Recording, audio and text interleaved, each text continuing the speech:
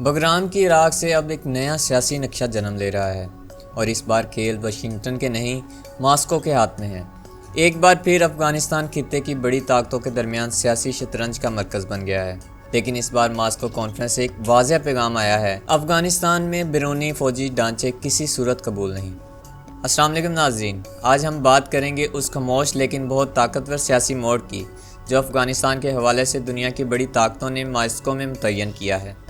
یہ اجلاس صرف ایک میٹنگ نہیں تھا، یہ دراصل ایک پیغام تھا، اور سوال یہ ہے کہ کیا واشنگٹن کا بحرام ایئر بیس واپس لینے کا خواب کبھی پورا ہوگا، یا روس، چین، ایران، پاکستان اور طالبان سب مل کر اس خواب کو ہمیشہ کے لیے دفن کرنے جا رہے ہیں۔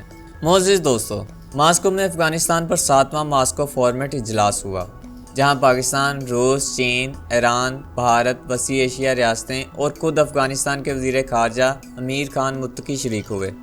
یہ پہلا موقع تھا کہ طالبان کے وزیر خارجہ بطور باضابطہ رکن اس میں شریک ہوئے۔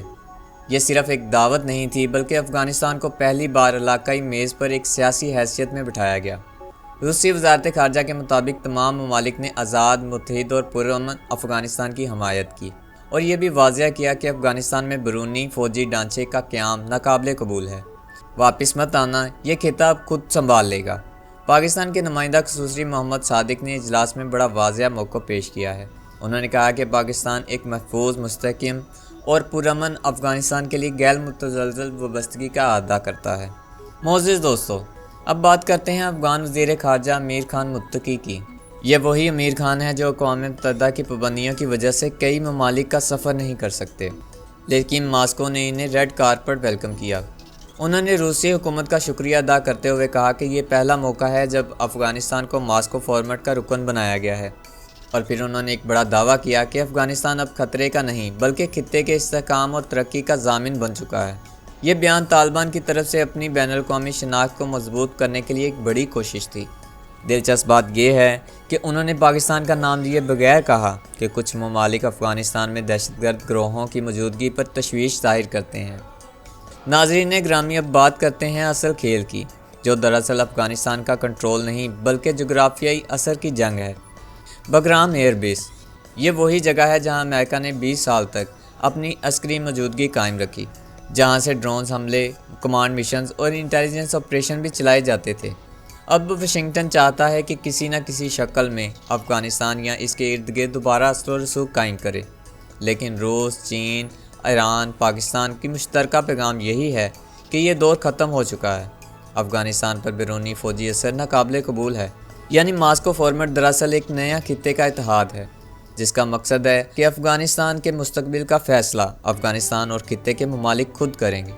یہ اجلاس ایک اور بات واضح کر گیا کہ خطے کے ممالک اب صرف امریکہ مخالف نہیں ہو رہے، بلکہ وہ ایک نئی علاقائی شناخت بنانے جا رہے ہیں۔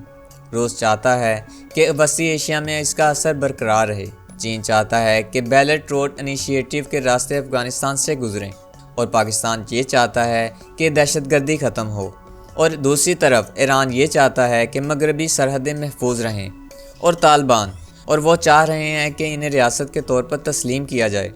یہ سب مفادات ایک دوسرے کے ساتھ جڑے ہیں، لیکن سب کا مشترکہ نقطہ یہی ہے کہ امریکہ نہیں چاہیے۔ طالبان کی جانب سے یہ اجلاس بین الاقوامی سطح پر مقبولیت حاصل کرنے کی ایک مہم کا حصہ ہے۔ 2021 میں اقتدار میں آنے کے بعد طالبان کو کسی بھی فورم پر سرکاری رکن کی حیثیت نہیں دی گئی تھی، لیکن ماسکو فارمیٹ میں پہلی بار انہیں وہ حیثیت ملی۔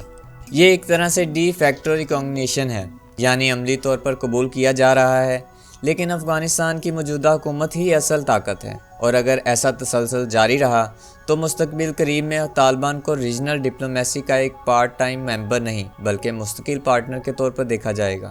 معزز دوستو، یہ وہ سوال ہے جو سب کے ذہن میں ہے: کیا امریکہ واقعی افغانستان میں دوبارہ جگہ بنا سکتا ہے؟ ظاہری طور پر شاید ہاں، لیکن زمینی حقائق اسے تسلیم نہیں کر رہے، کیونکہ افغانستان کے ارد گرد اب روس، چین، ایران اور پاکستان ایک سیکیورٹی وال بنا چکے ہیں۔ یہ ممالک نہ صرف عسکری طور پر بلکہ اقتصادی منصوبوں کے ذریعے بھی افغانستان کو اپنے دائرے میں لا رہے ہیں۔ تو اگر امریکہ نے واپسی کی کوشش کی تو یہ صرف افغانستان نہیں بلکہ پورے خطے سے ٹکراؤ ہوگا۔